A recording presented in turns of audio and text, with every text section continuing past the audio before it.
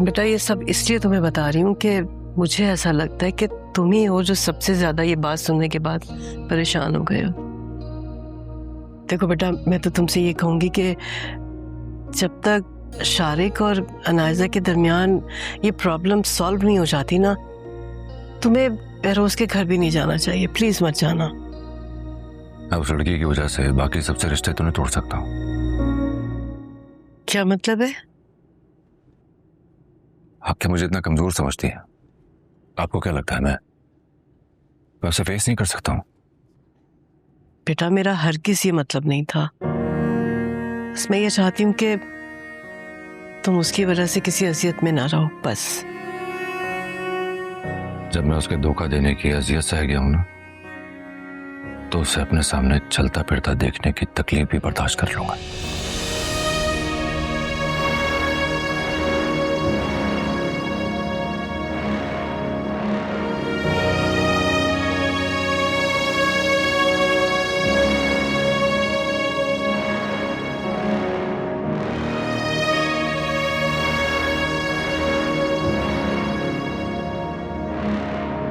Office जा रही हो? जी। अकेली जा रही हो?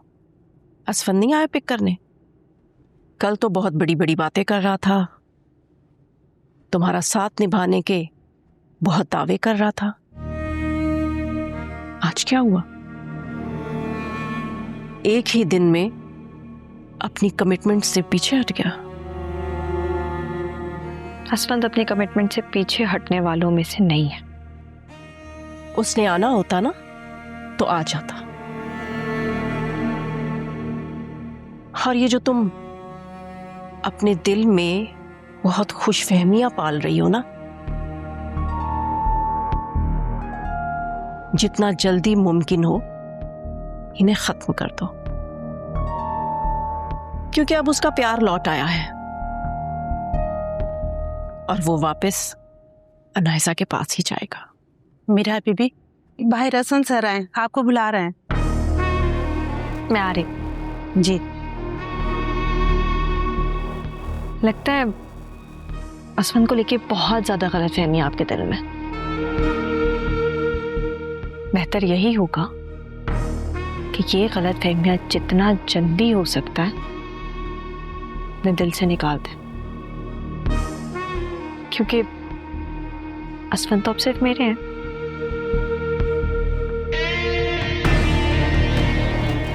अल्लाह हाफ़िज़।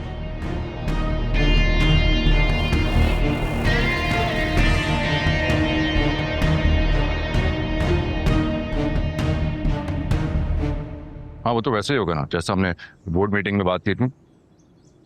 हाँ बिल्कुल, अभी आने में बस मुझे थोड़ी देर होगी, फिर मैं आता हूँ तो बात करते हैं। अस्सलाम वालेकुम। वालेकुम सलाम। थैंक यू, आपने आंटी के सामने मुझे गलत होने से बचा लिया। क्या मतलब बचा लिया मैंने? आंटी को लग रहा था कि आप नहीं आएंगे। ना आने का तो सवाल ही पैदा नहीं होता। मैं जब कोई कमिटमेंट कर लेता हूँ तो फिर पीछे नहीं हटता हूँ।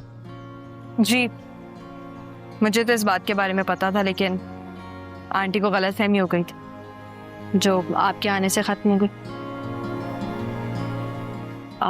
आपने ब्रेकफास्ट किया? नहीं। क्यों? बस मूड नहीं हो।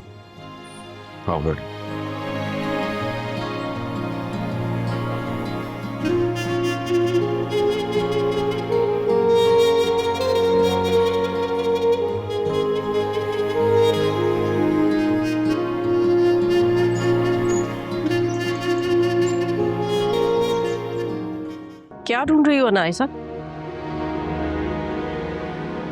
आपके पास सर दर्द की मेडिसिन है? होनी तो चाहिए। अगर आए तो प्लीज़ मुझे दे दें, और ना भी है तो मंगवा दें, दर्द हो रहा है मेरे सर में।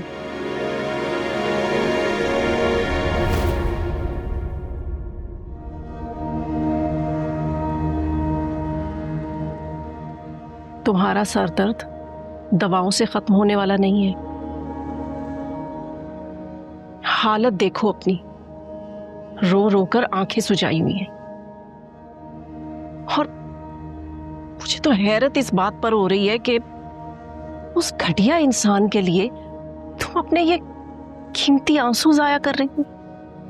घटिया इंसान मेरा प्यार था। प्यार था, अब नहीं है। कहीं उसके माफी मांगने पर तुम्हारा लौट जाने का इरादा तो नहीं है? नहीं, हरगिज नहीं। मैं वापस जाना नहीं चाहती। उसके प्यार में जितना बेवकूफ बनना था ना, बन ली मैं। अब मजीद नहीं बनूंगी। ठीक है, तो फिर अपने प्यार पर फातिहा पढ़ लो। मामा प्लीज किसी लॉयर से बात करें। मैं इस रिश्ते को ना जल्द से जल्द खत्म करना चाहती हूँ। आप प्लीज खुला के पेपर्स तैयार करवाएं ना। मुझे तुमसे ज्यादा जल्दी है इस रिश्ते को खत्म करने की,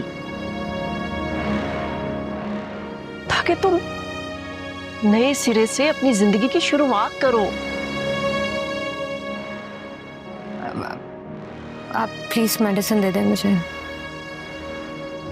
लाती हूँ।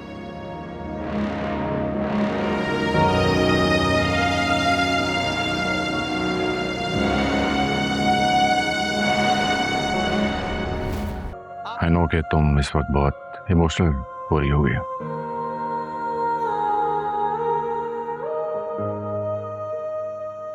बचपन में स्कूल से वापसी पर गुल की जिद करने पे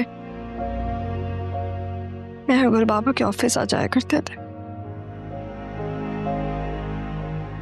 हम वहां सामने सोफे पर बैठे रहते थे और बाबा को काम करते देखते थे। और बाबा यहाँ बैठ के अपना काम करते थे और साथ साथ हमें देखते थे। खुद को संभालो मेरा। ये वक्त इमोशनल होने का नहीं है, बल्कि हौसले से मामलात को संभालने का वक्त है।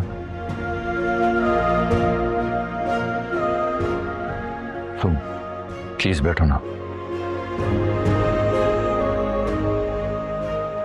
नहीं असफल, ये बाबा की चेयर है और बाबा ठीक होकर खुद यहाँ बैठेंगे। जी तैमूर साहब, अब आप बताइए, बाहर इतनी भीड़ियां लगी हुई थी जब हम आए थे। वो सर एक्चुअली प्रॉब्लम्स इस हद तक बढ़ चुकी हैं कि तमाम वर्कर्स ही रिजाइन देना चाहते हैं। ये क्या है? ये वर्कर्स के रेजिग्नेशन लेटर्स। इतने सारे रिजाइन एक साथ? जी सर। इतने ज्यादा लोग रिजाइन कर देंगे तो हम मैनेज कैसे करेंगे कंपनी? मैनेज ही तो नहीं हो पा रहा मैम। तमाम वर्कर्स ही नाउम्मीद हो चुके हैं। नाउम्मीदी कैसे? सर एक्चुअली पिछले कई महीनों से कंपनी अच्छा परफॉर्म नहीं कर पा रही थी, जिसकी वजह से मुसलसल लॉस में जा रही थी। फिर एक बड़ा प्रोजेक्ट आया। बॉस को लगा कि इसको कंप्लीट करने से कंपनी की साख बचाई जा सकती है। इस वजह से इस बॉस ने कंपनी का सारा पैसा इस प्रोजेक्ट पे लगा दिया।